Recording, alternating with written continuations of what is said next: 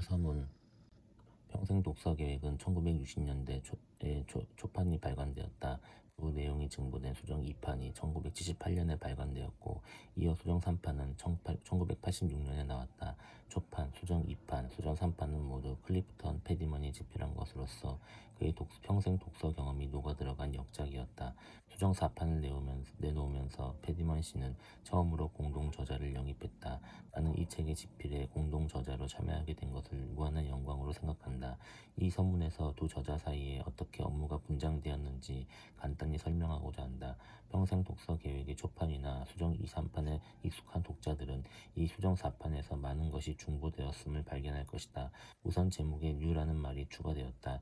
이것은 수정 4판의 내용이 상당히 수정되고 증보되었음을 강조하려는 뜻이 담겨 있다. 가장 획기적인 변화는 예전 판본들이 주로 서양 문학에 집중되었던 반면 이 수정판에서는 대상을 전 세계 문학으로 확대했다는 것이다. 10년 전만 해도 서양의 전통에 입각한 저서들만 가지고 독서 계획을 수립하는 것이 가능했다. 그러면서 앞으로 세상이 더 좁아지고 통신수단이 발달하는 때가 오면 교양 있는 독자들을 위하여 동양과 서양의 모든 저서들을 통합하는 독서 계획이 필요할 것이라는 단서를 다는 것으로 충분했다. 그런데 그러한 때가 생각보다 빨리 왔다. 20세기의 끝자락 10년을 살고 있는 미국 독자들에게 글로벌 빌리지라는 말은 엄연한 현실이 되었다. 세상은 제트기, 인공위성, 전세계 동시 텔레비전, 뉴스 등으로 축소가 되었고 인터넷은 이제 누구에게나 낯설지 않은 통신수단이 되었다. 더욱이 미국은 건국 당시부터 이민자의 나라였고 최근에는 전세계 여러 국가에서 이민자를 받아들여 문화가 더욱 풍요롭게 되었고 전보다 더욱 다문화적 국가가 되었다. 이 때문에 세계의 문화유산을 수확하고자 하는 이 책에서 가능한 한 그물망을 넓게 던지는 것이 좋다고 판단되었다. 그 결과 수정 4판 평생 독서 계획은 무라사키 시키부와 제인 오스틴, 다니자키 주니치로와 윌리엄 포크너, 사마천과 투키디데스가 어깨를 나란히 하게 되었다. 이 수정 4판에 이슬람 경전인 코란과 선불교 형전이 6조 단경이 들어가 있으므로 자연히 왜 성경은 포함시키지 않았느냐는 의문이 들 것이다. 그 이유는 간단하다. 이 책의 독자들이 거의 대부분 성경을 가지고 있거나 그 책을 즐겨 읽었을 것으로 예상되기 때문이다. 우리는 그런 책에 대해서 중언부언하는 것은 주제넘은 일이 된다고 생각했다. 예전 판본에 들어있던 그 작가들이 탈락되기도 했다. 시간의 테스트를 견뎌내지 못한 까닭이다. 그리하여 조지 산티아나, 존 듀이, 앙드레 말로 등이 빠졌다. 윌 듀런트의 문명 이야기 같은 대형 논평서 역시 제외되었다. 동양의 저서들도 포함시키기로 하면서 우리는 이런 논평서는 제외하고 시카고 대학 총장 로버트 허키친스가 말한 독창적 사상만을 담은 책으로 선택의 범위를 국한시키기로 했다. 남의 책을 논평한 그런 책이 아니라 시간과 공간의 간격을 뛰어넘어 독자에게 직접 자신의 사상을 호소하는 책들만 선택하기로 했다. 우리는 이 수정판의 동양의 작가들 24명과 서양 작가 W.H. 오든, 샬럿 브론테, 에밀리 디킨슨, 앤서니 트롤럽, 이디스 워튼 등을 추가로 집어넣었다. 또한 갈릴레오에서 토마스 쿤에 이르는 소수의 과학자들도 처음으로 이 수정판에서 다루었다. 과학은 여러 가지 이유로 인해 이런 독서 계획에 포함시키기 어려운 분야이다.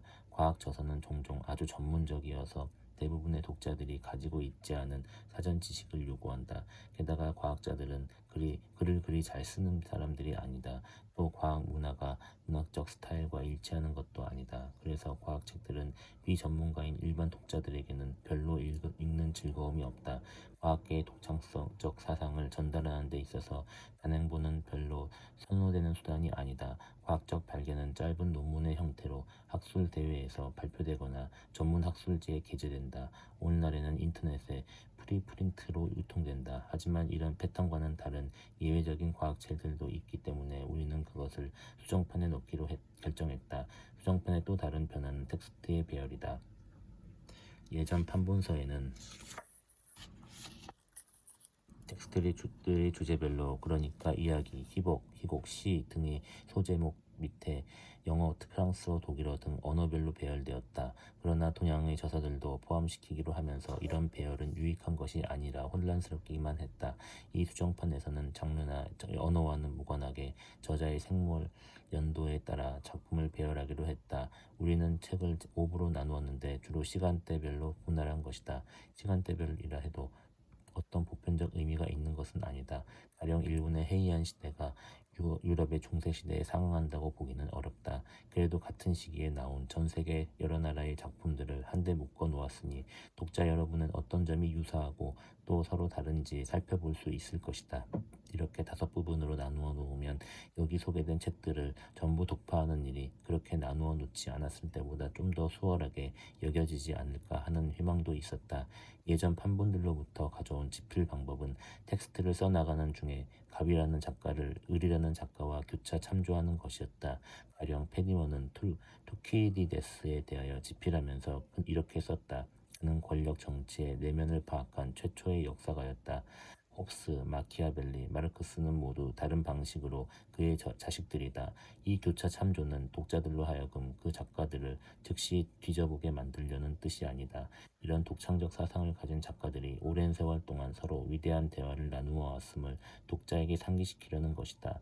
우리는 이렇게 여러 작가들을 동시에 생각함으로써 그 위대한 대화를 엿들을 수 있다. 이런 직접적인 교차 참조가 없는 경우에도 종종 작가들 사이에 공명이 일어나는 것을 느낄 수 있다.